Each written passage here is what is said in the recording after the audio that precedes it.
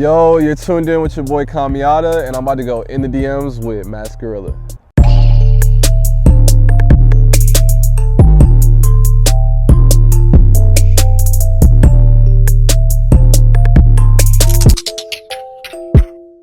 What part of the DMV are you from / born and raised type shit?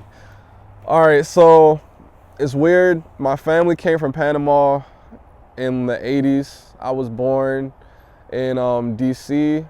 I lived in Southeast DC for a little bit.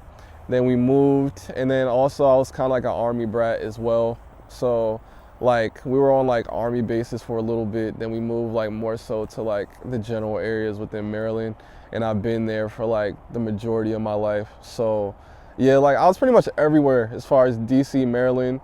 Never lived in Virginia, but DC and Maryland are like really my fucking stomping grounds type shit. So it's really cool. I mean, it's chill. DC's cool. Maryland's boring. A lot of trees, a lot of country shit. You know, that's why I like to travel and get away from that shit, because it's tiring. It's super tiring. The dull scenery, after a while, it gets to you. So I got to get out sometimes. But yeah, that's where I'm from. That's like high school like for you? As far as high school was like, first it was like weird.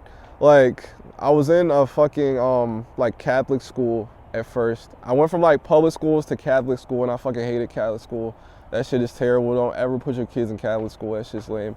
And then I went from there to, you know, back to public schools. And then public schools is kind of just like suburban public schools. Like you just got niggas just skipping school, smoking weed, niggas in the hallways on acid, just everybody just on their like usual fuck shit. Niggas getting in trouble. I was like a fucking demon child, I want to say, like all the way. Like elementary school, I was like the worst nigga. Like I used to do some crazy shit in elementary school. Like I really used to like concoct plans with like all my young homies. Like we literally stayed back in class during lunch, and then I'd like steal money out of my teacher's purse and steal toys and shit. I would steal money and I didn't even have like shit to spend it on, cause I was young as fuck. So I just had money and be like, damn, my nigga, like we got $200. Let's split this between the 4 or 5 of us and go buy a fuckload of lunch. Like, so it was just dumb shit. But you know, there was that. Middle school, I was fighting a lot. I was always fighting niggas. I was just like an angry ass child. And then I want to say like 9th to 10th grade, I like really chilled out for the most part. Got more mature, cause like I don't know, like I was always punished as a child. Like punished as in like I couldn't go outside, cause I was always like doing fuck shit. So like, you know, to discipline me, my parents were like, all right, you can't watch TV, you can't go outside. And after like seeing your homies outside like playing football and shit, and they're like, bro, why aren't you outside? Like, I mean, it gets annoying. So after a while, I was just like, fuck it, I'm gonna like try to be somewhat of a good kid. And so yeah, high school, I was just chilling for the most part. Favorite artist at the moment? Shit. So my favorite artist at the moment, Rob Banks is always a favorite. It's one of my inspirations. X Wolf just dropped that crazy ass Who Run It freestyle. That shit goes hard. Let's see. And then I gotta say my boys as well. Midnight Society boys, Black Sand, Young Bambi, that's my brother, and he's a super talented artist, so that's one of my favorites. But who else? I'm trying to think of some really good ones right now. I'm trying to think of, Lucky X. His name it's not Lucky X anymore, it's Lucky now. But Lucky is fucking dope as fuck. I fuck with him. Like he really has that alternative trap like aesthetic really like locked down as an artist, so that's just dope. But yeah, Lucky X is really crazy. And yeah, I know there's more, but I can't think of anybody right now. Who inspires your sound? Okay, so my sound is like, damn, there's a lot of people that inspire my sound, or more so like a lot of artists. So first off, like I get inspired heavy by a lot of like grunge, alternative punk bands. So I'd say like, of course, Nirvana was one of my biggest inspirations. Soundgarden, Alice in Chains, and then I like a lot of 2000s bands as well, like Korn, Slipknot, Chevelle. A lot of Deftones is also one of my favorite bands. So Deftones is like really what a sound that I aspire to like really grab as an underground artist, but mix it in with like all this like alternative trap shit that we've been on lately, and the same shit with my collective. But yeah, I say Deftones, Kanye. Kanye is the reason I rap. So you know, Kanye just came back to Twitter. That's my nigga. That's really dad. He's really killing it. Cudi. Shit, Lil Wayne used to be a big ass inspiration. Lil Wayne I really wanted to be Lil Wayne at one point. When I was younger, like I was really trying to be Lil Wayne. Like around like 14, 15 years old. That was my name on everything. Like I was really going crazy with that shit. So I want to say like '08 Lil Wayne, Prime. Yeah, Lil Wayne was a big inspiration. Who else? Shit. Yeah, I think that's pretty much it for now. There's others, but those are the more prominent ones I can say for sure. How did you get into this rap/trap scene and got to mix punk/rock with it? I mean, that goes back to my inspirations for real. Like, you know, Kurt Cobain had a really huge effect on me, even though like I wasn't able to be alive at the same time he was, rest his soul. And same thing with like Deftones, a lot of those other bands. Like, I was just always into that, and then reggae as well. Like I have a lot of my favorite reggae artists like Buju Banton, Beanie Man. A lot of old 90s dancehall reggae, like I fucked with heavy, so I try to mix that in. Like I have a song called Pain, Pulse, and Energy where I do some patois shit. And I have a lot of family, like most of my family's Hispanic and Panamanian, so it's kind of like Jamaicans who speak Spanish. So I got the patois in me, but I don't speak Spanish. I don't understand it either, so yeah, it's something with my family. But yeah, like for the most part, like also Marilyn Manson too. Like I try to really draw in the raw energy. Like I love trap and I love like distortion, whether it be like, you know, from a rock song, from a punk song, whatever. Like I love that alternative shit, so I really wanted to bring that to the table because I feel like that's what, you know, is truest to me as an artist and just as a person in general. Based on anything that's happened in my life and any of the shit I've been through, that's really what I try to cover in my music, and at the same time I try to like do things that relate to other people. So yeah, pretty much that's how I got into it. How did you get used to scream that hard? Have you been in a metal band before, or did you just learn it? Okay, so this is the funny thing about how I learned to scream. So I started off rapping. I was one of them boom bap niggas, like most artists today. I was a boom bap nigga, and I was also a fuck Drake nigga, like fuck mainstream, one of those cringy motherfuckers.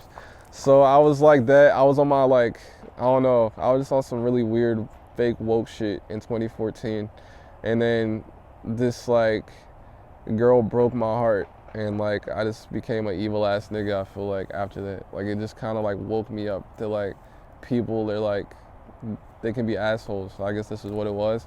And then I just started switching over to the dark shit, so I just started rapping my really dark shit. Also around the same time I got into SoundCloud, and the first SoundCloud artist I ever heard was Spooky Black. And then through Spooky Black I heard the song If You Had a Zune, I Hate You, that had Bones on it. So then I got into Bones, and I fuck with Bones super heavy, still do to this day. That's an underground legend, of course. And from there, like, it was actually when my homie Virus produced Rest in Peace. Cause I was making like alternative shit, and it was aggressive, but I wasn't like implementing like screaming into my music yet. Like I was just making really dark, aggressive music. But I heard Rest in Peace, and then even before that, like Bones would have songs where he was screaming, and I was like, damn, that's crazy. But I remember I was like driving, and I was like coming home from work, and I was bored as fuck, and I was listening to that song, and I was like, I'm gonna try to match these vocals, because he has this like one part in the song where he was like, he just starts screaming, and then he's just like, let it play, let it play. He's like going crazy, and I was like, I'm gonna try to do that shit. So I was trying, and I was failing horribly. I was doing a terrible job at first.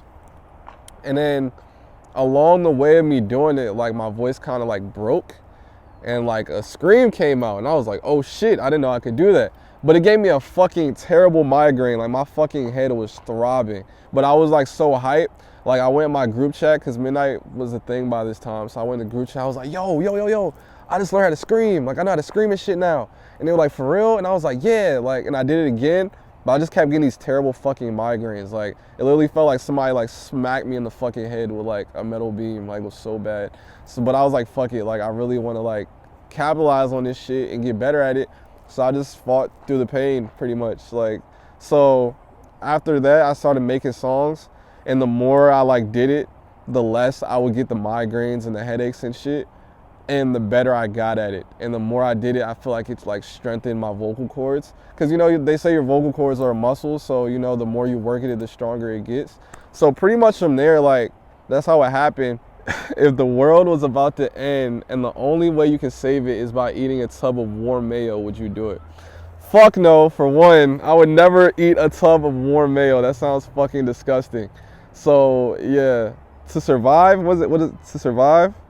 Oh, to save it. Oh, fuck no. Yeah, the world is over. It's rapture. Fuck that shit. I'm not eating a tub of warm mayo. So yeah, y'all niggas dead. All right. What inanimate object do you wish you could eliminate from existence? That's a good ass question.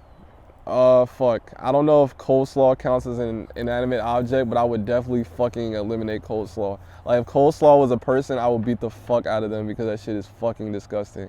And whoever created that shit or whoever is behind that shit coming into existence should be publicly executed. How long have you had your dreads? I've had my, alright, so it's weird. Like, I have my hair twisted since like high school.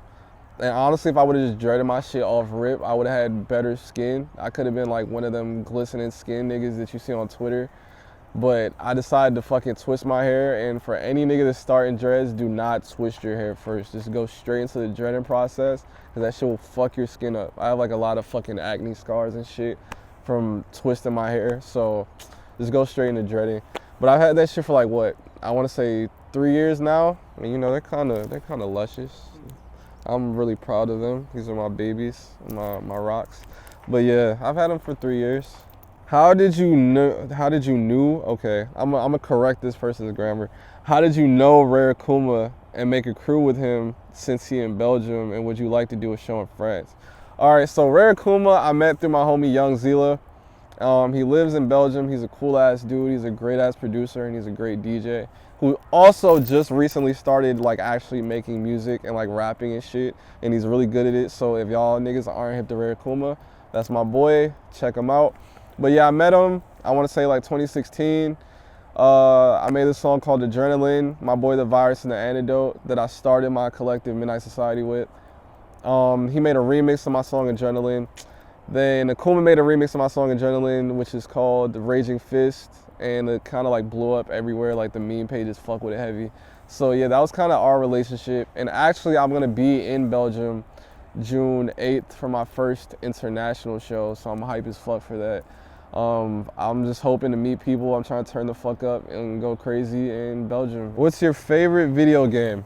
All right, so I have a lot of favorite video games, but I'd say my main ones are Max Payne and Metal Gear Solid, and those shits are fucking crazy. Max Payne is my shit.